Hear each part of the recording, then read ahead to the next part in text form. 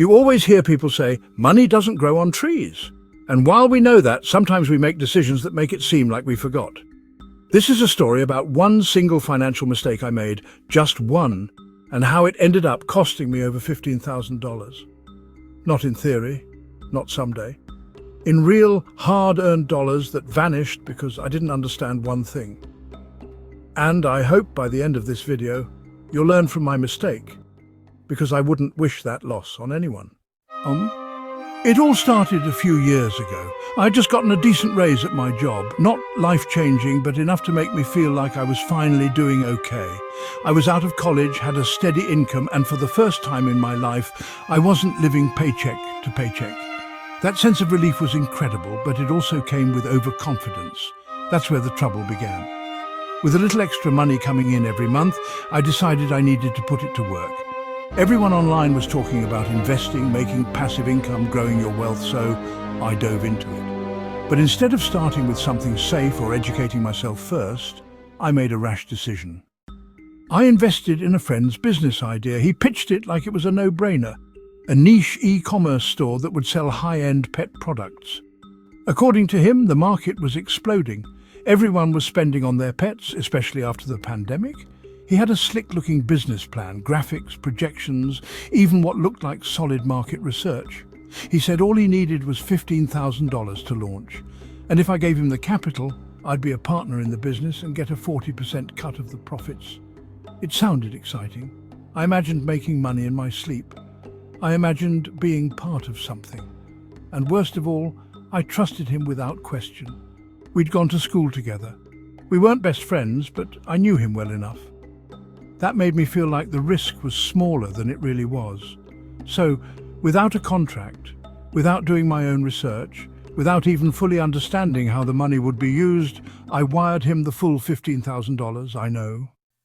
At first, things seemed to go well. He sent me updates every week, told me he was building the website, sourcing products, creating marketing campaigns. He even sent screenshots. He said he'd launch in a month. Then, a month passed. Then another, and then suddenly communication got spotty.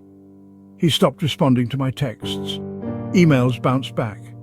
The website he was building, non-existent. The social media accounts, dead. I waited, hoping for something. Then, after about 3 months of silence, I knew what had happened. The money was gone. The business never existed, and I had no legal proof we had a partnership. Now here's the painful part. It wasn't just the $15,000. It was the opportunity cost. That same money could have been used to pay off debt. It could have been sitting in an index fund, quietly compounding. It could have been my emergency fund. But I handed it over because I got caught in the excitement of fast money and false trust. And here's the lesson I learned the hard way. Never invest in something you don't fully understand. I didn't ask the right questions. I didn't vet the person. I didn't ask for anything in writing, and I didn't do a background check on the business itself. These are basic steps, but I skipped every single one of them because, well, I was emotionally invested in the idea of easy returns. The second lesson is this: emotion is the enemy of smart money decisions. I was excited. I wanted to belong to the entrepreneur club.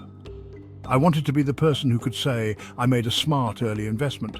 But money doesn't care about your feelings. Money rewards logic, patience, and research, and I did none of those. I also learned that relationships don't replace due diligence. Just because someone seems trustworthy doesn't mean their ideas are sound. And just because someone is a friend doesn't mean they know what they're doing. I confused familiarity with credibility. That was a costly mix-up. After I realized the money was gone, I went through a long period of beating myself up. I didn't tell anyone for months. I felt ashamed. I felt stupid. But over time, I realized keeping the story to myself didn't help anyone. If I had heard a story like this before I made the decision, maybe I would have thought twice. Maybe I would have slowed down. Maybe I would still have that $15,000. Eventually, I did tell people, not just to vent, but to get advice. And when I started talking about it, I was surprised to learn I wasn't alone.